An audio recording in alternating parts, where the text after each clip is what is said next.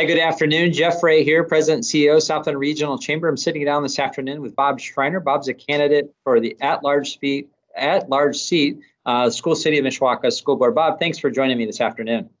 You're welcome. Well, we're going to spend the next few minutes just getting to know you a little bit better. Obviously, I've known you for a long time, and I feel like many in the community have. But for those who haven't, give us a quick introduction and tell us a little bit about who Bob Schreiner is. Well, I am Bob Schreiner, one of a number of us, but I'm the one running for the school board. I'm a Purdue graduate. Actually, I was the first graduate in athletic training, and that's what landed me in Mishawaka. Dr. Reedy wanted an athletic trainer for the athletic teams there, and I was a interviewee, and so I came up in 1980 and joined the staff. I have a bachelor's, master's, and I also have my license in school administration and supervision. I was 43 years in education, retired in 2011, and the last 31 of those 43 years was at Mishawaka High School. My wife and I really loved the area. I lost her about 4 years ago. She was a tremendous teacher here in the area, and that even helped me as far as my knowledge about the corporation, because she was in the elementary end and I was in the secondary school end, and it helped us too, raising our son Bob, who graduated from Mishawaka High School, because she agreed to be in charge while they went through elementary school, and I agreed to be in charge for middle school and high school. So we got him through, and I'm still here. Great. Thanks, Bob. Appreciate that. And so let's chat a little bit about this. You've been obviously involved with the school corporation for a long time. So talk about just this decision to seek a spot on the school board. What inspired you to do that? Well, I have to blame it on Dean Spiker. He thought that it was something that I should put my name in for, that I would be a good candidate for that. We talked about it a little bit, and he thought that from my time there and the many things I did, and also after I retired, I was chosen to be an interim AD at all 4 of the South Bend high schools when they had issues that came up where they lost an athletic administrator, and I filled in a semester at Penn as their assistant AD when their assistant went on maternity leave. So I not only know a lot about Mishawaka, but I do have a knowledge of all the other schools in the area, and he thought that would be something that I could also help our new superintendent with. And I've met and worked with him as a part of the Mishawaka Education Foundation, and I agree he's going to do a good job for us. And it kind of agreed with me to get in that position to help him out as well. Great. So let's talk about the position that you're seeking. You're seeking an at-large position on the school board. So talk to a little bit about maybe, obviously being in the corporation, you became familiar with many school board members. Just talk about the school board position itself and some of the maybe key roles or responsibilities that you would have as a board member. Well, I know the board is a policy-making board, and I think that's important because there are a number of times that things come up, and if it's not something that's specifically delegated in the policy, then we're going to be the ones that are responsible and hopefully represent the community to the point where we can give them the answer that they need based on what we know about the corporation and the community itself. Did that answer your question? Yeah, sure did. Yeah, thank you. I appreciate that. So let's move a little bit now more to the corporation itself. So you having both been in the corporation as a parent, as an educator, your wife as an educator, have become familiar over the years. So, but as you look forward in the years ahead, talk a little bit about any challenges that you see on the horizon. What are the challenges that a new school board member might have to deal with? One of the challenges I think I'm going to face is I've got to try to do something to wake up some legislatures down in Indianapolis. The school funding scale or setup as it is now is just totally inadequate for Mishawaka. We're at the bottom almost of that scale because of our community, because of the size of the school and other things. And I think they need to begin to understand this and work to find some way to alter that scale so that Mishawaka doesn't wind up getting fewer and fewer dollars every year of the state monies that are available to schools.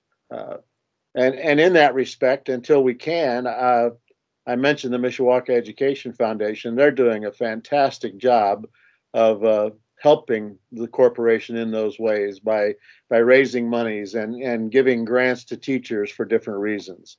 But basically, the biggest challenge is going to be the financial end. It sure is, and you certainly, as an administrator, saw this. My guess is you often had a list of wants and needs that were farther greater than the dollars that you had available. Talk about just balancing those difficult funding decisions and prioritizing it. Share with us any, your experience related to that.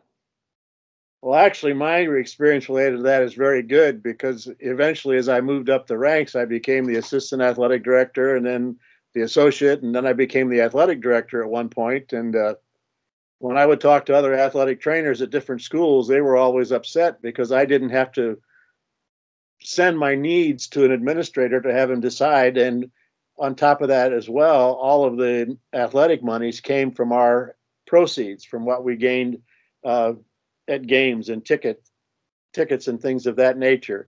So I knew what I had to spend.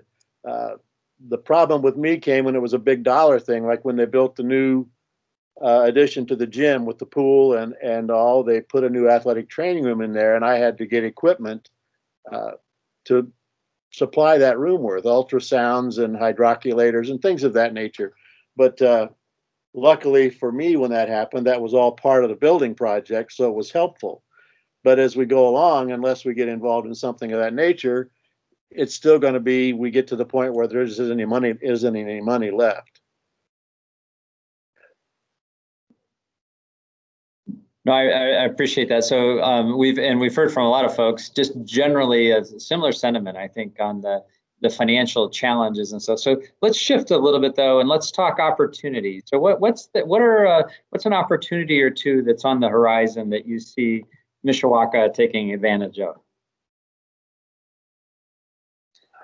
I think our corporation, more than any other in this area, has a more, I don't want to make a mistake, and I want to use the word malleable. I think the children in our organizations are open to what we're trying to do as far as teach them not only the academics that they know, but teach them to become good citizens and understand our community. I know one thing my wife did with her classes was she took them to parks in the area, and they would help clean the parks up, and she felt that gave them a handle on what the city gave to us, part of what we had invested in the city. And I know that the kids love to do that, and she enjoyed it as well. I think that's one of the places we can go. I think there's a lot of opportunities in Mishawaka. I mean, I know it's a smaller community than South Bend, not smaller than Granger, but there's a lot of money out that way that, because we're landlocked, so to speak, we cannot take advantage of. But I think the teachers we have are tremendous. They work with what they have. They do it willingly. I mean, it's not something they'd complain about. And I know they all love larger wages. Who wouldn't? But and that's our advantage. I mean, because we're a smaller organization, a lot of families go through here. I've already, in the time I was there, I had children of the athletes that I took care of my first 2 or 3 years here. And I think that's a tremendous plus for a corporation like Mishawaka, for any corporation. Great. So yeah, I agree. And so let's talk a little bit about long term. So let's just say your vision for the school corporation. So, as a school board member, you'll have a chance to influence key policy decisions. So talk a little bit about your vision for the corporation and what success will look like there. Oh, my vision would see us being able to get some of that funding. But one thing that particularly is of importance to me is school nurses and counselors. I think, and not only because of what we're just going through with the coronavirus, but it's important that we get nurses in all of our schools. And I think if we can work to get that funding, I want that to be something that we look forward to doing. Counselors, the counselors work hard, and I'm not in any way going to belittle them because they do a great job of getting these children and getting them through the program that they need to become successful after high school, whether it be in the job force or on to college. But I think we also need to look at bringing in counselors that know how to deal with social issues, home front, what's going on at home. I and I don't want to bring this up, but the young lady we lost a couple of years ago, or almost a year and a half ago or so, if there was somewhere for her boyfriend and her to go to talk to, I know there are people and they didn't pick to do that, but if there was specifically someone that dealt with those kinds of issues of growing up and learning that were there for them, that's something that I would have as a vision for Mishawaka. Because that was just a tragic and unnecessary loss, and that's one of the things that I would try to push for is for getting these kinds of people there in addition to what we have, because what we have is good and they do well, but just starting at a younger age so that even in grade school these kids know if something happened at home and they don't want to talk to the teacher about it, but that there is someone else that they can talk to, or to get the word to them that let the teacher know and there is someone she can direct you to that will help you with this. I just think that's so important because more and more, not so much what happened in the past, but every day you hear about more and more suicides, and I know that's happened at Mishawaka too. Even when I was there, and that is so tragic. That if I can find some way to get inroads into this kind of a change, I would love to do that. Great. Yeah, great point there, Bob. I thank you. So elections are about voters making choices. So voters will head early voting soon or to the polling places in November. Talk about how you differentiate yourself as a candidate from others that are seeking the same spot. What is it that should make a voter pick Bob Schreiner? I have always had the best for kids in my heart. I mean, that's one of the reasons I became an athletic trainer. These young kids that go out there athletically and end up getting injured in one way or another, and some of them very seriously. I mean, if there's no one there to take care of them that knows what they're doing, then they suffer from that. Now, I know a lot of other people might feel that too, but I felt it so much that I changed after 1 year in college to a career that I thought would put me in a position to help children in that way. I know some of the other candidates might have younger children, but I've been there and done that, and I am truly grateful for what I was able to do, and every kid I worked with. I think to some extent that's part of me that is different from anybody else. To see the good at the end, and to some extent that comes with my age, and that's probably an issue with some for me because I know I'm older than the other candidates, but to coin a phrase, been there, done that. But and that's what I want to do for the kids in our corporation and for the parents of those kids and their families, so that they're confident that there's people there that care and want to help them all the way through. So that's about the difference between me and anybody else. So.